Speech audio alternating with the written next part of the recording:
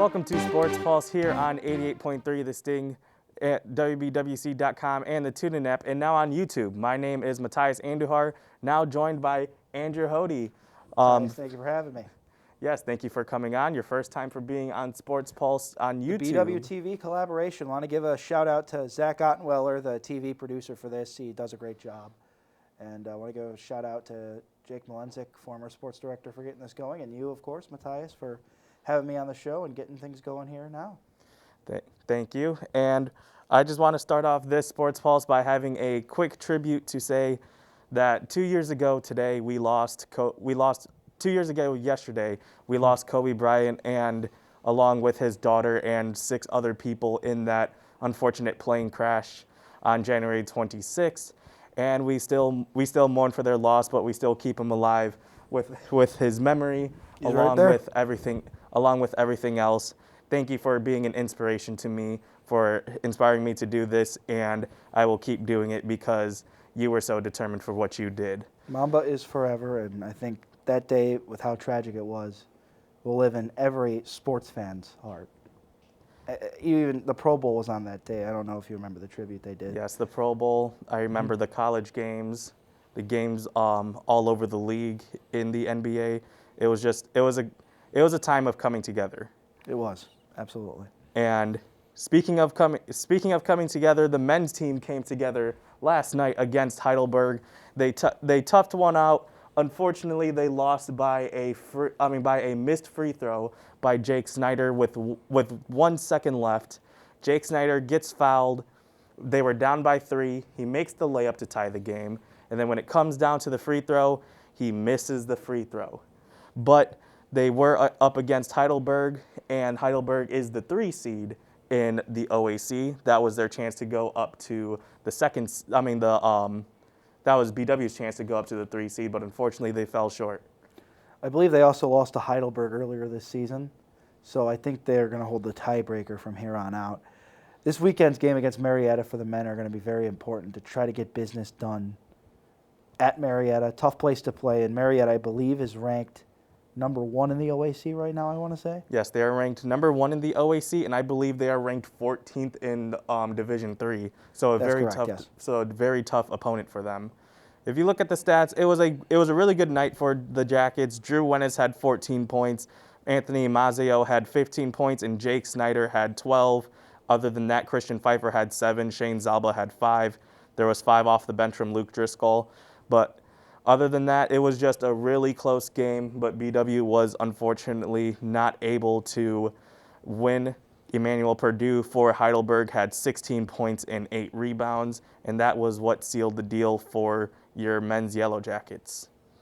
But for the women's Yellow Jackets, they cruised past Heidelberg, easily winning 66-42.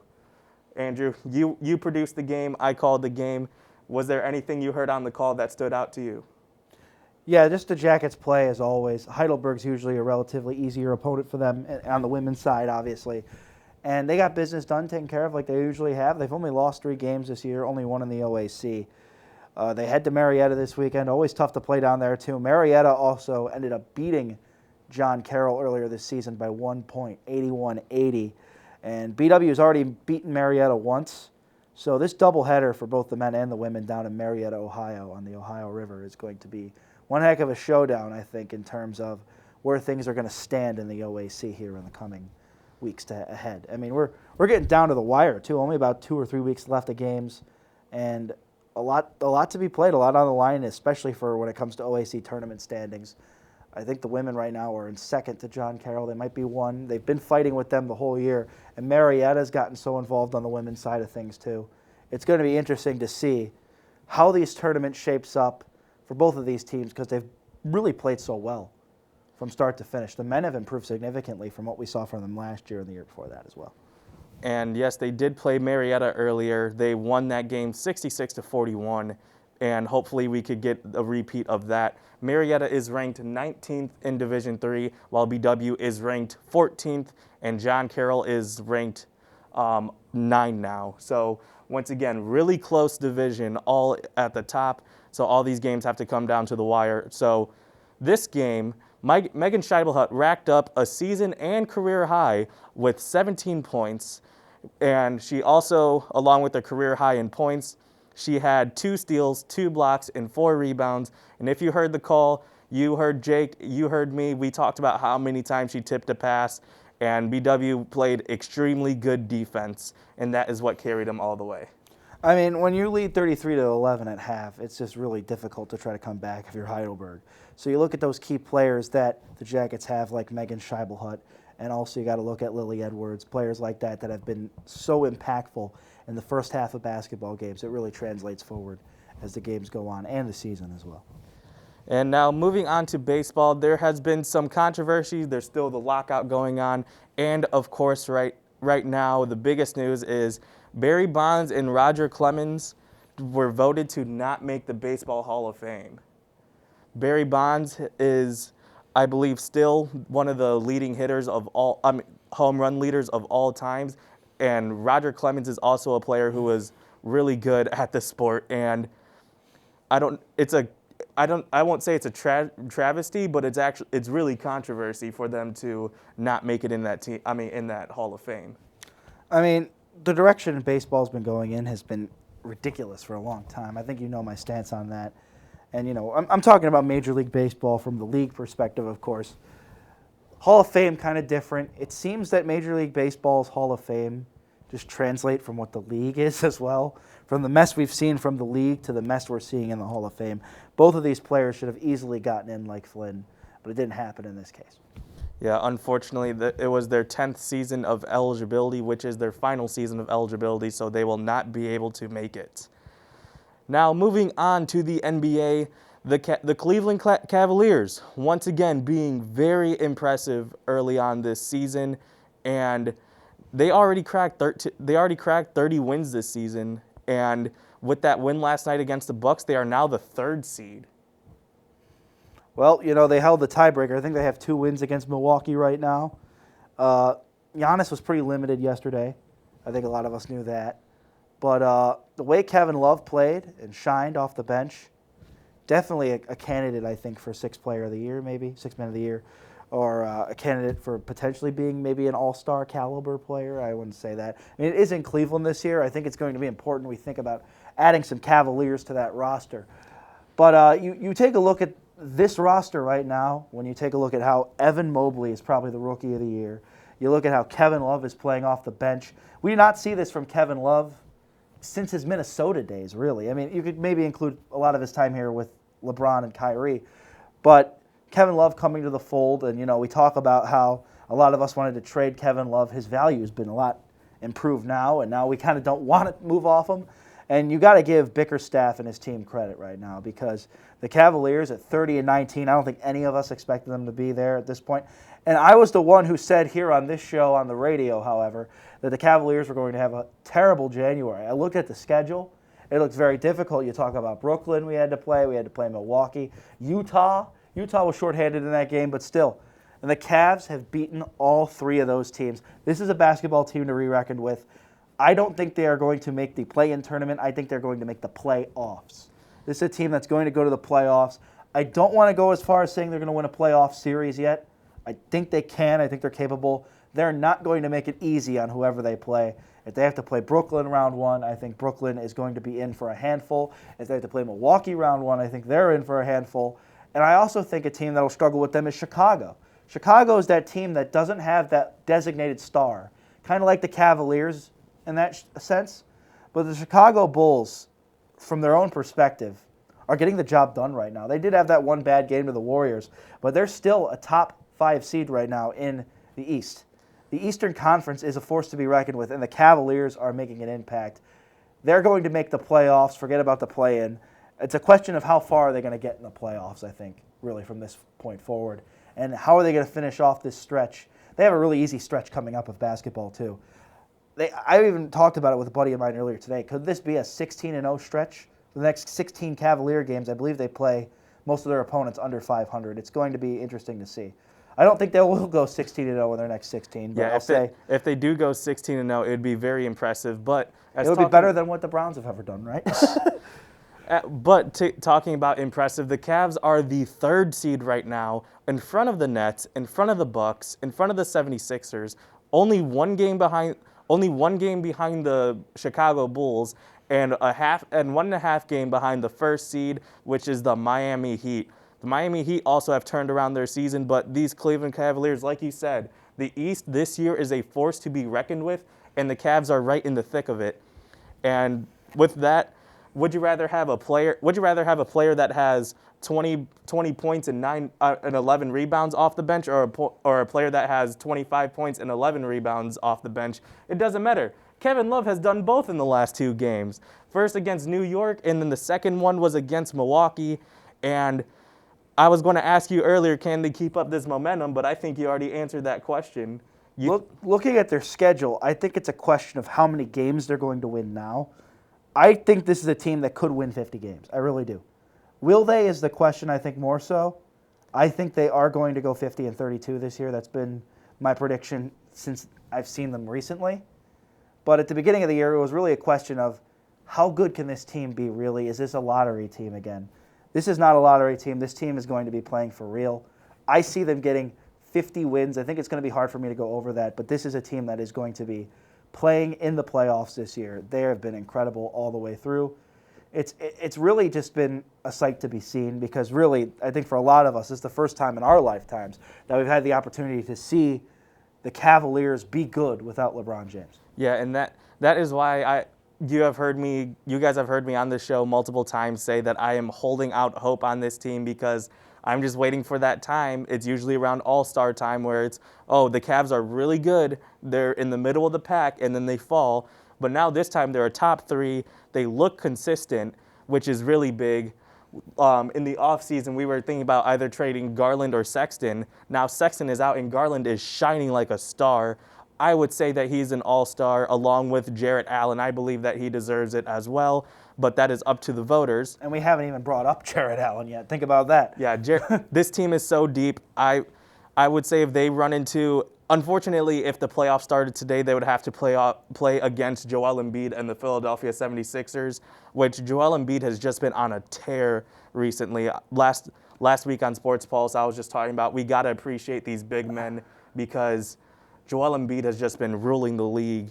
As much as I like Joel Embiid, it's hard for me to buy into the 76ers, because I just don't buy into Doc Rivers' system with how he's been so inconsistent with a 3-1 lead or a 3-2 lead.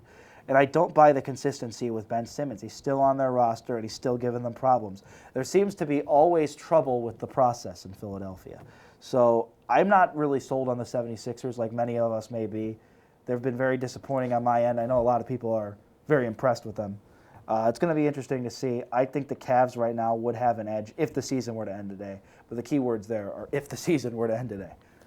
Yeah, and some other things about the Cavs news is that they are rumored to be targeting players like Gary Harris and Terrence Ross for more guard scoring. Like we've been talking about, other than Darius Garland, the leading scorers have been players like Lauri Markkanen. Kevin Love has been doing really good. Jarrett Allen, not Isaac Okoro because he's your defensive guard, but then Evan Mobley, really big men scoring the basketball, and then here's Garland. So they may be trying to add more guard scoring with Gary Harris and Terrence Ross. But at least for me, I would say no, because Terrence Ross is at the final year of his deal. He has been shooting.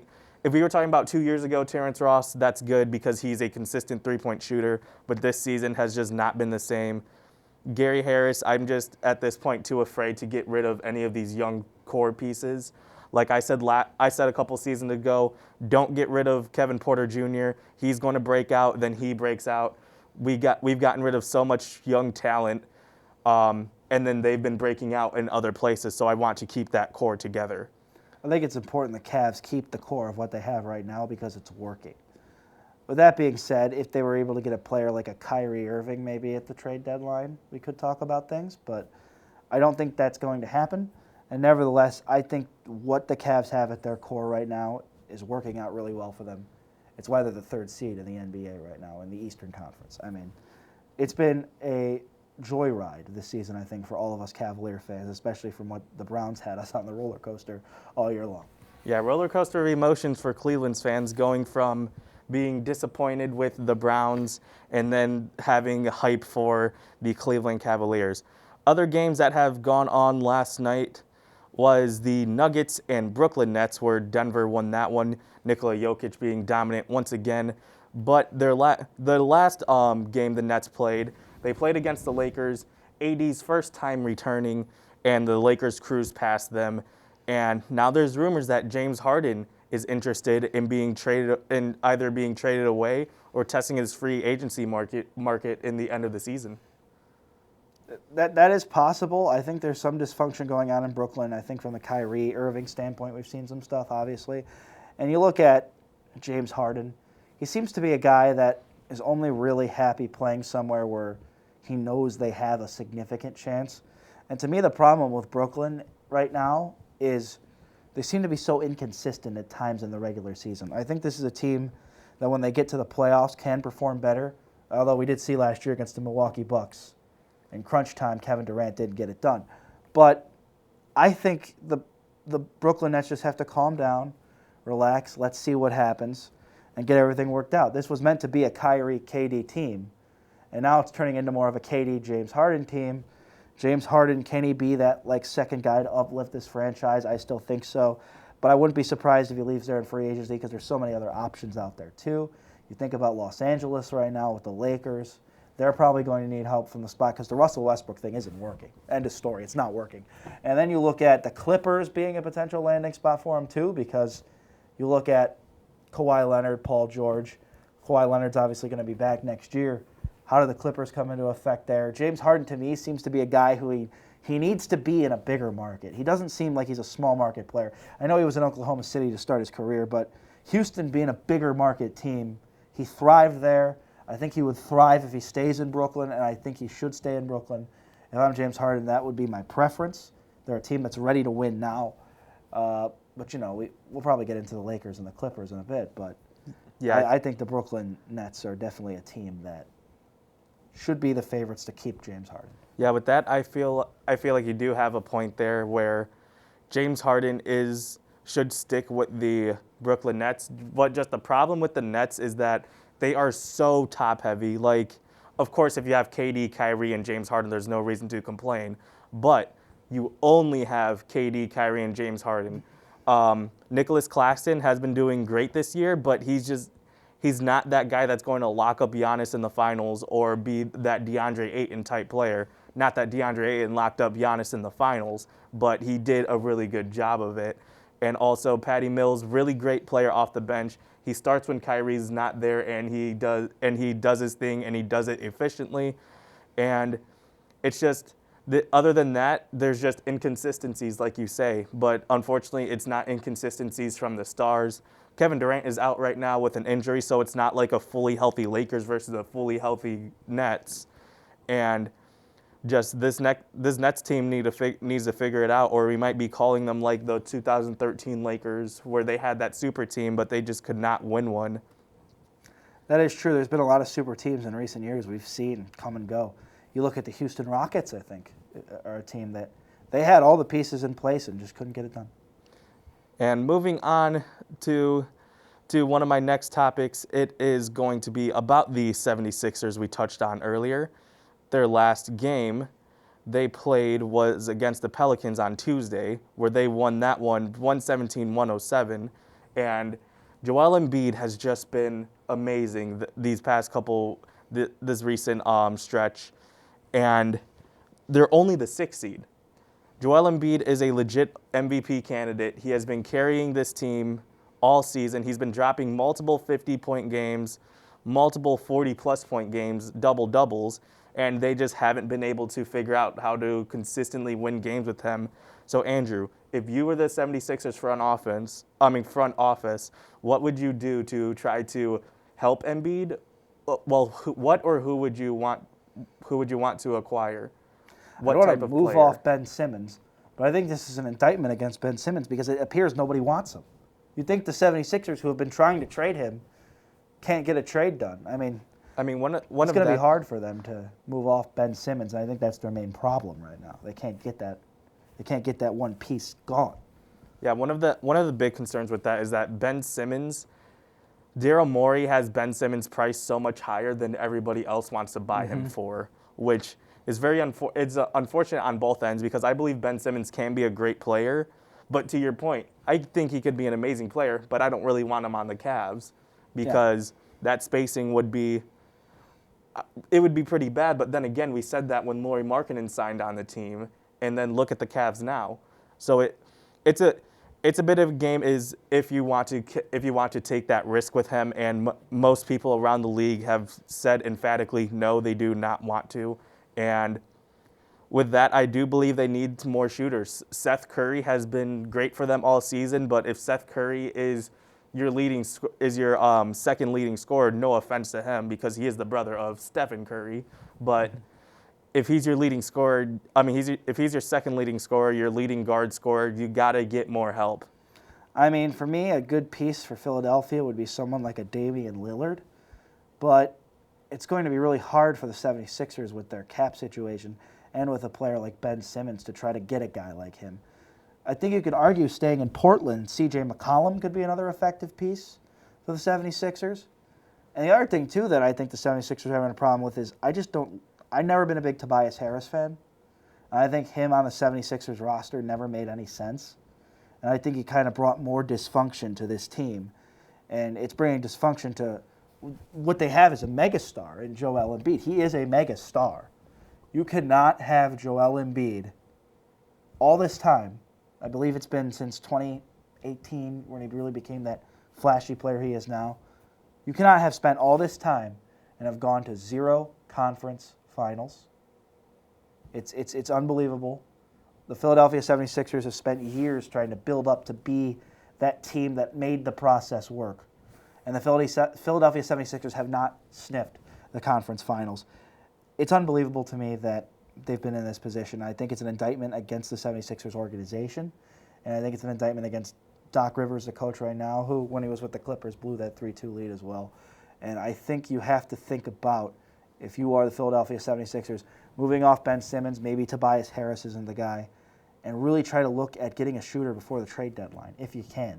It's going to be really hard in this position. Okay, so I would riddle me this. So Damian Lillard is out with injury right now, but and also the 76ers are thinking about, like you said, getting rid of both Ben Simmons and Tobias Harris. So if you were the Trailblazers and the front office goes to you and the 76ers front office goes to you and says, look, we have Ben Simmons, we have Tobias Harris, we'll even throw in a first or a second round pick, and you give us an injured Damian Lillard, you guys could build with what you have with Anthony Simons. We do not want CJ McCollum, and you guys could work with that, and we are going to try to be a win-now team. Would you do it? I mean, you're going to get Damian Lillard back towards the end of the season.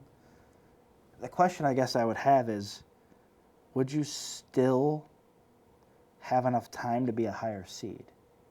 If Damian Lillard comes back towards closer to mid-February, later March, I mean, there's still a lot of NBA games left to be played, obviously. I would be hesitant if I'm the Trailblazers because Ben Simmons and Tobias Harris together would be 2 bad contracts for the Trailblazers, who I think are probably going to be in rebuild mode anyway at some time in the future if Damian Lillard doesn't want to stay in Portland. I think he's made it pretty clear he likes Portland but might want to go elsewhere. It's tough. It really is. I mean, if I'm the 76ers, I want to win now. I have Joel Embiid, probably the MVP of the league, as you mentioned. How am I going to get that other piece from somebody else is the real question here that we have. And the Portland Trailblazers, to me, just seem like the most valid option for the 76ers. But it doesn't seem like the best idea for the Trailblazers. If they move off Damian Lillard, they're really just going to be in rebuild mode anyway. So that's really what it comes down to. Yeah, it's going to be very interesting. Another big game that happened last night was the LaMelo Balls, the Charlotte Hornets versus the Indiana Pacers. Charlotte won that game. Hear this. 158-126, led by LaMelo Ball having a 29-point triple-double.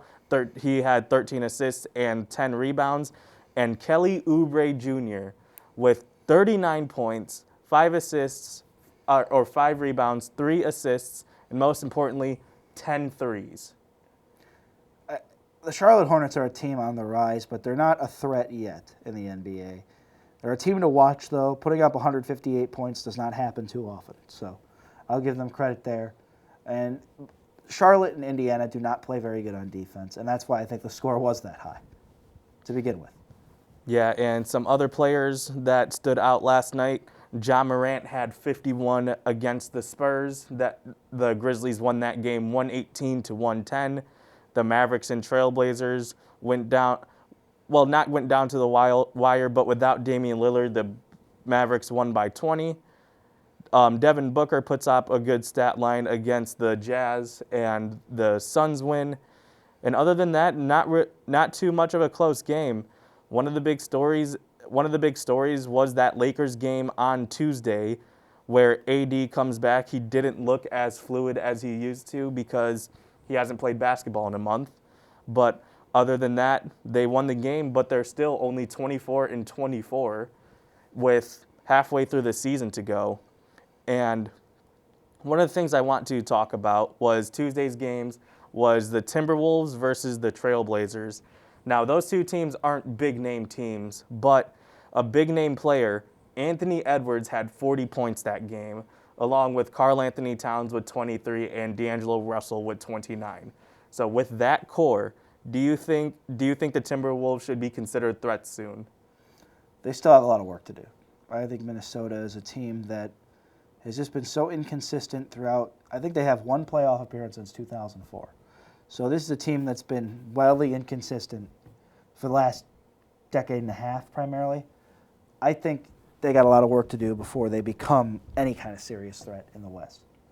I think they do have a chance to be threats because they have Anthony Edwards, who has just been breaking out this year. We saw this nearing the end of last year, and it was just the Anthony Edwards show.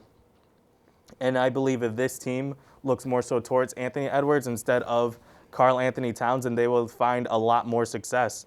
Right now, they're the 7th seed ahead of the Los Angeles Clippers and the Lakers. If the playoffs started now, they would be in the play-in tournament, only 2 games back from the 6th seed. And they are just, I think, like, give them a couple more years, give Anthony Edwards more of that experience, give Karl Anthony Towns a bit more of that. D'Angelo Russell, let him get consistent on offense for 1 season with them and healthy. And this team has danger to maybe not win it all, but maybe win a couple of upsets in a series. I think they could have a couple of upsets, but I still think they got a lot of work to do before they become that it factor team. Minnesota has always kind of been in that weird place the past few years where they've had primetime games on like ESPN, and they're fun to watch, but are they really going to do anything at the end of the day? No. They just are that, and they still kind of feel that way to me. This is just not a very good organization, is the real truth. Minnesota's been a bad organization for numerous times in the playoff appearances, we'll tell you that. Well, if you're talking about bad organizations, then I got one for you, because this team had a badly organized second half with the Clippers coming back from 35 against the Washington Wizards. With 1 minute and 20 seconds left in the second quarter, the Wizards were up 66-31. The end score, 115-116. I don't know how the Wizards did that. That you might want to fire your head coach in that situation, or fire a general manager, someone has to roll for that game. That is just unbelievable to be up 66-31 and then come all the way back like that. That's a 35-point comeback, I believe, if I do the math correctly. That is 35. 35-point comeback. Yeah, so that's unacceptable in the NBA. You can't have a 35-point lead and blow it that bad. The Washington Wizards have shown signs, kind of like the Minnesota Timberwolves, of they could be a team to make noise, but inconsistency like that is just pathetic. Something's got to happen in Washington.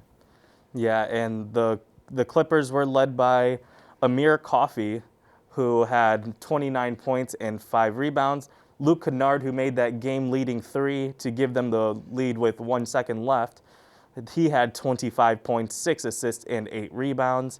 And then Terrence Mann had 16 points. For the Wizards, Kyle Kuzma had 19, Bradley Beal only had 23, Kentavious Caldwell-Pope had 12, And other than that, it's just not much in the stats sticking out for them. And the Clippers have a better record than the Lakers. So, who are you more impressed by this time of the season? Are you impressed by the Clippers doing this without Kawhi and without mostly Paul George, or are you more disappointed by the Lakers who have all their pieces? I predicted the Lakers weren't going to make the playoffs or the play-in tournament at the beginning of the season, and I am going to stick to that. Interesting. So the Lakers, to me, aren't the surprise. The Clippers, I think, kind of are. The Clippers are because I just don't see anything going with their flow right now, and they've been keeping it together a little bit. They've been keeping it together. They have things going in the right direction. It's still going to be a work in progress in probably another year. When Kawhi's healthy, when Paul George is good to go, then the Clippers are going to be a force to be reckoned with, I think, in the future. But to me, with the Lakers, I get they have LeBron James, but there's nothing about the Lakers that impresses me at all. Russell Westbrook is a disaster. They have to move off him if they want to save their season. And I just don't think Frank Vogel is the guy that can lead this team to another ring. And LeBron he's not playing like he usually is. He just isn't. And so I don't think the Lakers are going to make the playoffs because of that. I disagree with that second sentiment. LeBron James has been doing amazing this season. He went on a stretch that was one of the best stretches that we've ever seen from LeBron James. And we're talking about LeBron, where he went on a crazy stretch. He averaged around 30 points, 10 rebounds, and 7 assists. But once again, the Lakers only won like half of those games. Yep. And once again, the Lakers are the 9th seed. So it's interesting of you saying that they might not make the playoffs. And right now they're fighting for it. I still don't think so. There's too much inconsistency with the Lakers, too much with health. I do believe in Anthony Davis. I will say that. I just see points of game where LeBron is in a game and he's just not finishing, and I think that's kind of part of the thing. He'll rack up all those points in the first, second, and third quarter, but it's kind of like he was his first year in Miami at the end of the year when he couldn't seal the deal against the Dallas Mavericks.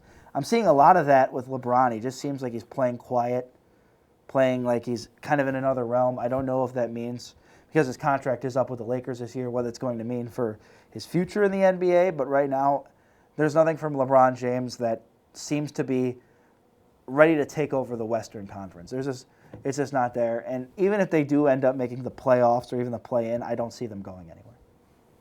Okay, then I will be very interested at the end of the season, and I believe so should you guys, because this season has been amazing with basketball. Like I said, the big men of the league, Joel Embiid, Giannis, and Nikola Jokic have been taking the league by storm again. The Phoenix Suns being ever so consistent with 38 wins with only 9 losses, enjoying an 8-game win streak. The Warriors right behind them with the second seed, 35-13, and then the Memphis Grizzlies, who I thought they were going to be another playoff team, but one of the lower seeds, like 6th seed, just barely avoiding the play-in game. Right now, they're 33-17. Ja Morant, easily an all-star, and this team just has everything together right now. They're only 3.5 games behind the Warriors and 6.5 games behind the first seed. And once again, this team is like, at least to me, they're like they're paralleled with the Cavaliers, where they're both 3rd seeds right now. We didn't expect these teams to go this far. Like, we expected Ja Morant to be good. We didn't expect him to be that good. We expected one of the Cavs players to break out, but not like this. But this Western Conference, they're very top-heavy, but it's still the best of the West. It's still the wild, wild West. And I can't wait for this play-in and for the playoffs to begin. Andrew, Ja Morant. Absolutely impressive this year. Remember a few years ago when he said, tell the Lakers to watch out? If the Lakers make the playoffs and they end up playing the Memphis Grizzlies, I think that phrase comes true. And if the Lakers make the playoffs. If the Lakers make the playoffs. And with that, it would have to be the Grizzlies to make the 2nd seed and the 9th-seeded Lakers to barely squeak in, maybe win 2 play-in tournament games to get that 7th seed. And I would love to watch that series. And may I say this real quick while we're here? The Phoenix Suns are going to win the NBA championship. They are the best team in basketball. Devin Booker is the best offensive player in basketball right now, in my opinion. And you got to look at what they're doing with Monty Williams. He is a great emotional leader. This team is well coached, ready to win. I see Phoenix sweeping through the West. Not winning all their games. Not literally sweeping. They're going to have a tough series. I think I already predicted Phoenix Golden State will be the conference finals in the West. I think Phoenix squeaks out in 6 games, and they're going to go win the NBA Finals this year. There's just something about the Phoenix Suns that you have to appreciate. They play with edge, and they play with a lot of heart. And I think that's why I like them so much. I'm predicting they're going to go all the way and win it this year. If we're doing predictions, then I can't just forget about the champions. I can't forget about the Milwaukee Bucks. They're only the 5th seed right now. If the playoffs started today, their first round matchup would be against Brooklyn Nets. The Brooklyn Nets. It would be that would be an amazing first round matchup. But other than that, I can't not believe in the Bucks. Giannis has shown time and time. I do believe in the Bucks too. Yes, Giannis has shown time and time again that he, even if he wants to or not, he will put the entire team on his back and carry them to however far he can. Chris Middleton, when he does get into playoff mode, it's just a whole different person. And even though they're the 5th seed, they're only 2 games behind the 1st seed. These top 5 teams are really close in the East. And so standings don't say everything. Any team could be knocked out at any time. And that's why I love basketball. It's so close. It's always close, and it comes down to the wire in March especially. I like what I'm seeing from Miami. We haven't talked about them a lot yet, but they've been doing a great job down there. And you got to talk about Chicago, too. Chicago, I think, is the most impressive team for me, just because of how well they've played without really a designated superstar. And I think that's why I love the Cavs so much this year, too, because they're not playing with that superstar Would you consider DeMar and Levine not superstars? DeMar and Levine are both very good players, but they are not superstars. They're all-stars, but not superstars. And Chicago's just really well coached. They play tough, gritty basketball, and that's why you got to love the Bulls. And they're, of course, a historic organization. Yeah, they have that historic organization. They have 2 great guards right now. They had a great guard in, I believe, the 90s. I think his name started with, like, M and then a J. Yeah, an MJ, yeah. Yeah, maybe. But with that, we are going to move on to the current playoffs in the NFL. Oh, boy. The Rams finally took down the big bad man of the league, the Buccaneers, and Tom Brady might be retiring. He's not. Please one more year. He's going to have one more year. He said he was going to play till 45. I bet he plays till 45. Please, just stop. You've won it all. And the Rams, I think most importantly is that they were winning 27-3, and then Tom Brady put his head down on the bench. It just looked like deja vu from the Super Bowl against Atlanta all over again. Atlanta fans would finally be able to cope with that. They're not the only ones going to be memed on for from losing a big lead. And it just looked like it was going to happen again. And then Matthew Stafford just said no. So do you trust the Rams more because they ended that comeback, or are you afraid because they let them come back from down 27-3? I trust the Rams more, and here's why. I predicted during the game that the Rams, when they were up 20-3, that the Buccaneers were going to come back and make this a game. It's just Tom Brady. It's how he plays. And the Buccaneers are just a very good, put-together football team, regardless of Tom Brady. You talk about Leonard Fournette running the football. You talk about the Bucs defense with Jason Pierre-Paul. You look at players like that. You look at the Bucs roster as a whole, and it's a championship roster. I think you could put any quarterback in there, and that's a playoff team. Maybe not a Super Bowl team, but a playoff team. You could put Johnny Manziel, and I think that team goes to the playoffs. I mean, maybe that's a stretch, but maybe. That's a very good football team in Tampa Bay, regardless of who the quarterback is. And I think it would be near impossible for a team like that to not come back and make it relevant. They've done it all year. So Tampa coming back didn't surprise me. I was not surprised by the ending because we've seen Matthew Stafford in Detroit take those Detroit Lions teams kicking and screaming down the field to kick game-winning field goals or get a game-winning touchdown. Matthew Stafford, I believe, leads the league in comeback drives under 2 minutes. So when the Buccaneers came back, I always thought to myself, Matthew Stafford's getting the football back. He's done this so many times before, he'll do it again. And he did. There was Cooper Kupp, wide open down the shot for I believe it was a 50-yard bomb. Yes, it was a 50-yard, like I don't even know how to describe it. I don't think you can describe it. It was just an arc of a shot, or arc of a pass. Cooper Kupp has been amazing all season. He has been. I think we didn't do our justice in talking about him enough this season because he has been amazing. There were memes earlier that like, oh, Matthew Stafford without Cooper Kupp, it was really bad, because Cooper Kupp just every time he got the ball, just made plays. And now they have Odell Beckham who is making great plays. He had a really close game against the Rams where he caught that pass one-handed, leaned the ball over, and then got them that first down, which gave them the win. But now they have to beat a 49ers team who just beat the Packers, and in week 18, the Rams lost to the Niners to secure their spot in the playoffs. Yeah, the 49ers, to me, got healthy at the right time. They really got healthy at the right time.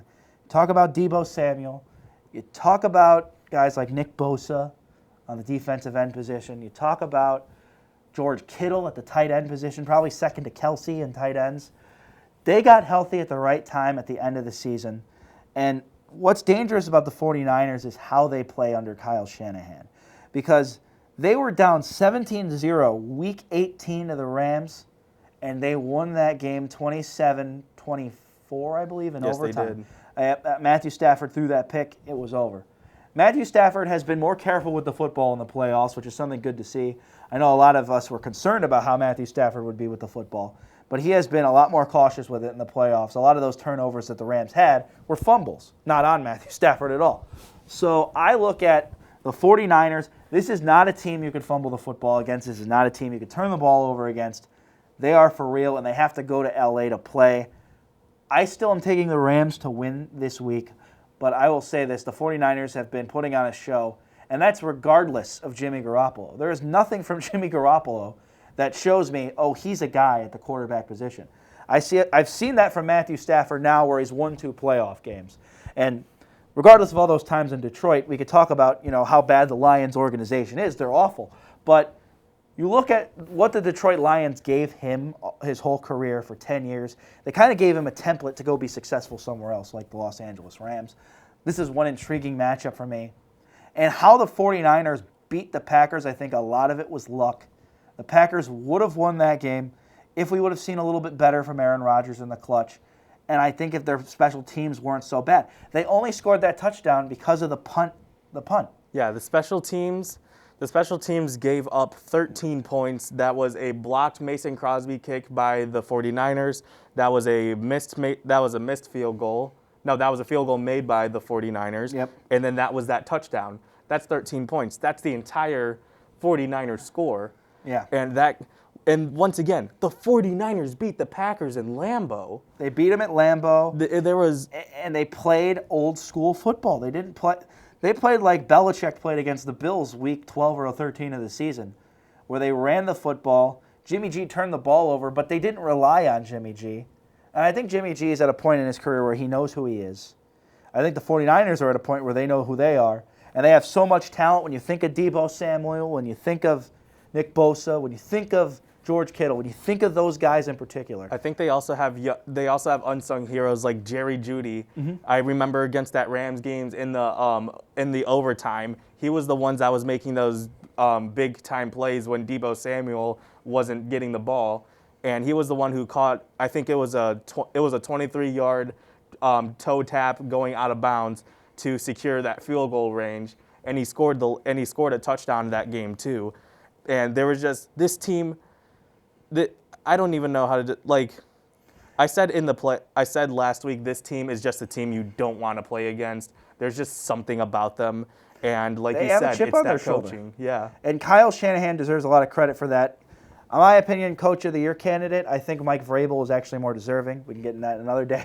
But Kyle Shanahan outcoached Matt LaFleur. He has numerous times already. We've seen it.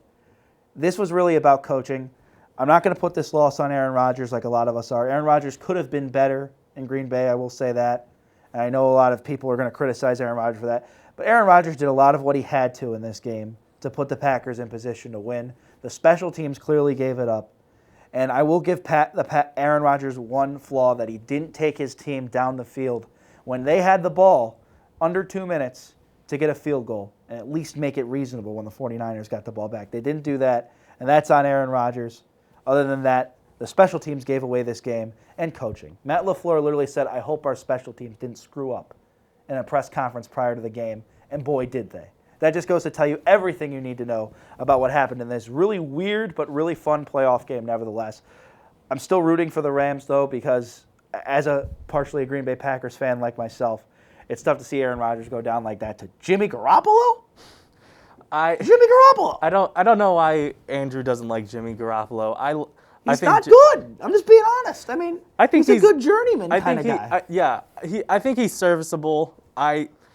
But his playoff statistics, I believe right now he has 5 interceptions and 2 touchdowns, so he's not doing great right now. But he still did it where you needed it to get done, and he did what he needed to do. He has Kyle Shanahan, he has George Kittle, and he has Deebo Samuel. That's going to help you a ton. Anyways, next question. Franchise. Quarterback. Andrew. Yeah. Was that Aaron Rodgers' last game as a Packer? He was the first seed in Lambeau Field against a team that he has not won in the playoffs against. Is that his last game? I believe so, because a telling sign of that, is that the Denver Broncos just hired the Packers offensive coordinator to be their head coach. Why would they do that if they didn't want to get Aaron Rodgers or be in the playing field to get Aaron Rodgers? If Aaron Rodgers goes to Denver, I am for it, because then that makes the Chiefs and the Broncos a bigger rivalry than I think people realize, because they play in the same division. But to me, the problem with the Packers is they focus on the fact they have Aaron Rodgers, and they've never really met his requirements, his needs to kind of do extra. Now, nevertheless, Aaron Rodgers is a star quarterback, one of the best we've ever seen, but he has a tendency to underperform in the playoffs. We've seen it before, and we saw it on the last drive this past weekend. But nevertheless, the Packers don't really take good care of their star player, and I'll argue they don't take very good care of Devontae Adams. They don't take very good care of Aaron Jones. They drafted a running back the same time they drafted Jordan Love. So I question a lot of what the Packers are doing. I question a lot of what Mike Gutekunst, is it? Gutekunst? I believe so. Yeah, Mike Gutekunst and what he's doing with the organization. And I question a lot of Matt LaFleur. In playoff crunch time, he doesn't get it done. Kyle Shanahan has proven that he can. And so Matt LaFleur to me seems like he's a coach that's in over his head a little bit. I think if he gets away from Aaron Rodgers, we're going to see that. And we're also going to be talking about probably the worst division in football next year, the NFC North. Who's going to win it? Because all 4 of those teams will be bad. If you take Aaron Rodgers away from the Packers, that is a bad team. All right, Bears fans, this is your time. Bears fans, this is your time Bears potentially. Fans, stand up. But go Pack, go. I think it's likely Aaron Rodgers leaves. I would only see him going to Denver, though. I don't know where else. Maybe Pittsburgh. I know you as a Pittsburgh Steelers fan would probably appreciate that.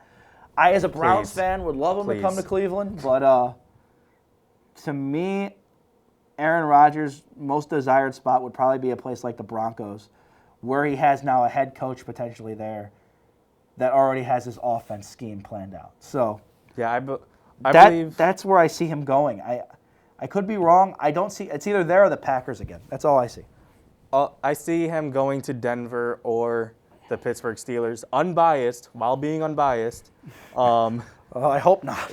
Because the Denver Broncos, they just have every other position on lock. They have a really good player in every single position except for quarterback. They have a really good safety. They drafted Patrick Surtain, who was a really good cornerback as a rookie. Their wide receivers are really good. Their running backs are good. It's just they have everything good. They have solid players everywhere except for Teddy Bridgewater or Drew Lock. Drew Lock did step up later on at the end of the season, but unfortunately, when he stepped up the most, he played against the Chiefs. So it didn't matter. It unfortunately didn't matter. But if Aaron Rodgers was on that team, I think it would take them over the edge, along with the Pittsburgh Steelers. Their defense is really good. Their defense gave up big yards because their defense had to play so much. Because on our offensive side, it would just be a 3 and out. Yeah. Like, what do you expect? Your defense is going to have to give up points because athletes are players too. They get tired. With the news of Big Ben retiring today, which is great news as a Browns fan, it's fine. I would be heartbroken if Aaron Rodgers wanted to play on 3 rivers instead of a giant lake. Just want to say that right now. We got a giant lake. They have 3 rivers. Just think about that. But nevertheless, Aaron Rodgers probably would be a good fit in Pittsburgh because you got a good head coach in Mike Tomlin. You have a pretty good running game now with Najee Harris. You look at Pittsburgh's defense, T.J. Watt leading the league in sacks. DPOY. That's everything a quarterback would want. Along with the receivers. Juju's coming back most likely. Chase Claypool, if you ignore his attitude sometimes, he is a good receiver. Deontay Johnson stepped up. Run off the clock on that one. Deontay Johnson stepped up this year. It's just, once again, Pittsburgh is another team that has good pieces. They just need something. They just need a quarterback to take them over that. I would like to see what Mike Tomlin can do with a rookie quarterback. That's just me, because not only am I a Browns fan and want the Steelers to be bad, but nevertheless, Aaron Rodgers is like a temporary template. I mean, he'll give you 3 or 4 more years, but he's almost 40. He's getting up there in age. If the Steelers are trying to win now, I would say you go get a guy like Aaron Rodgers. But to me, the Steelers have a massive project ahead of them. Who is going to be the guy to follow in Big Ben's shoes? Kenny Pickett. Kenny Pickett, I don't buy at all at the draft. So I would be totally fine if the Steelers draft him. And then you got to worry about Joe Burrow in your division. The Browns, if they figure things out with Baker Mayfield. Baker Mayfield gets better, you never know. And then, of course, Baltimore still has Lamar Jackson. We don't know because we haven't seen him play for a while. So. And another retirement, good transition with that retirement. Another retirement that happened was Sean Payton stepping down as the head coach for the New Orleans Saints. Andrew, are the Saints in rebuild mode? Absolutely. Sean Payton just had 1 year, a half a year of Taysom Hill, and he said, all right, I got to go. I miss Drew Brees. I don't think that's exactly the reason why he's retiring from the Saints. Jokingly, yes. Yeah, I think he's had his time with the Saints, and I think he knows the massive project that's ahead.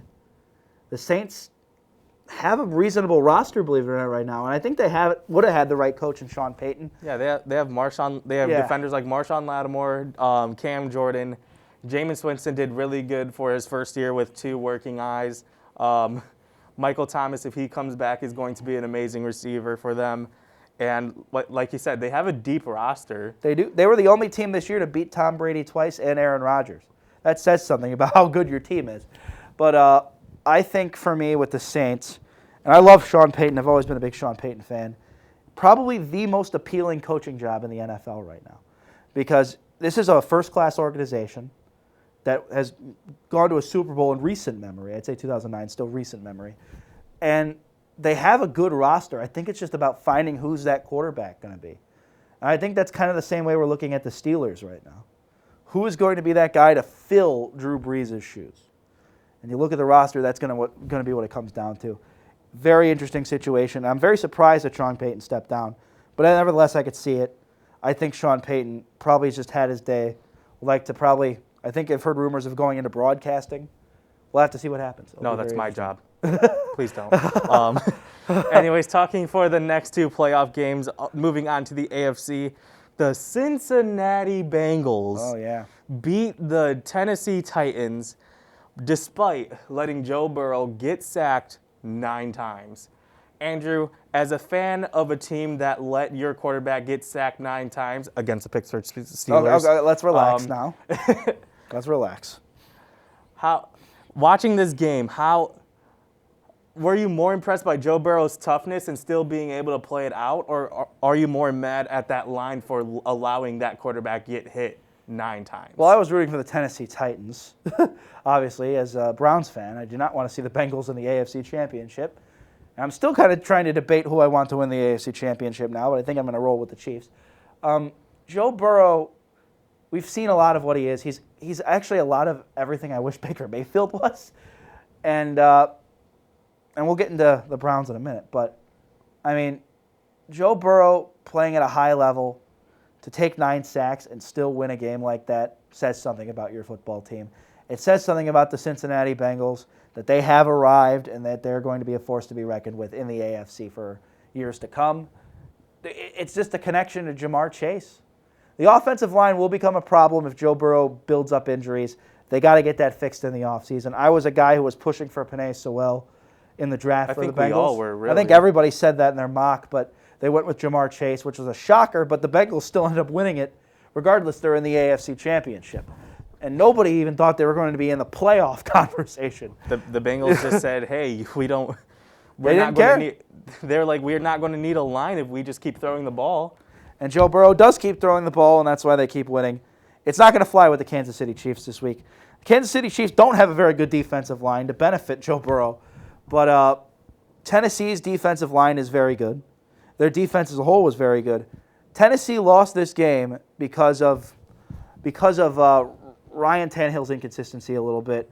I think not all those interceptions were on him, and I do like Ryan Tannehill a lot. I think he's a good quarterback, but he's been too inconsistent, and I think you got to give it that Derrick Henry hasn't been fully healthy. And Mike Vrabel having to play with 88 players in the year, he's definitely a coaching year candidate. They got the number 1 seed for a reason, obviously. But the Titans were a very big disappointment. Yeah, unfortunately, they did not have King Henry for the entire year, but they still put together a really good season.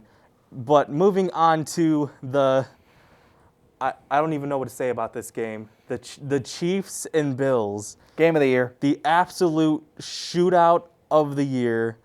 It's just one of those games of our defense is just trying to get us back on the field as quick as we can. Very disappointed by the Bills' defense, I'll say that. Josh Allen didn't lose this game. The Bills' defense did. Patrick Mahomes won this game. Game of the ages. This is going to be, on my prediction, this is going to be the new Patriots-Colts, Bills-Chiefs. Yeah, and I can't wait for that, honestly. And unfortunately, we do not have much time left, so moving on to the Cleveland Browns. Baker Mayfield goes completely 0 dark 30. If you don't know what that means he has completely shut off social media. Right decision to make. Focus on getting better for this upcoming season. I want Baker to be the guy more than anybody, but this year was a disaster. End of story. And also, Andrew, what can the Browns do to improve the roster, and what should they do in the offseason? I can't be hesitant about upgrading at QB, but our QB situation is limited. If we have to ride out with Baker Mayfield another year, that's fine. I want to see him improve. As I said, want him to be the guy, but in a wild AFC with a lot of wildly good quarterbacks, it's going to be very tough. Yeah, I want the Browns at least for a perspective of an outside looker while trying Steelers fan who doesn't like us. While trying to be as unbiased as possible. I'm saying this because I've been called biased when I'm off air. They should draft Logan Hall, defensive end out of Houston. That is. We got Miles. You need Miles. Okay, but why not have 2 defensive ends that could both blitz the quarterback? He looks like wide receiver. Browns. If the Browns are listening, draft a wide receiver in the first round, please. Please do that for me and all other Browns fans. Okay, that's all I'll say. I feel like they need another defender. Their defense was really good, but they had times that they were inconsistent and gave up some of those big plays. And with that, we are going to wrap up Sports Pulse here on 88.3 The Sting. Thank you, Andrew Hody, for joining me. Thank you for having me. I'm Matthias Andujar, and we are signing out. We will see you next week.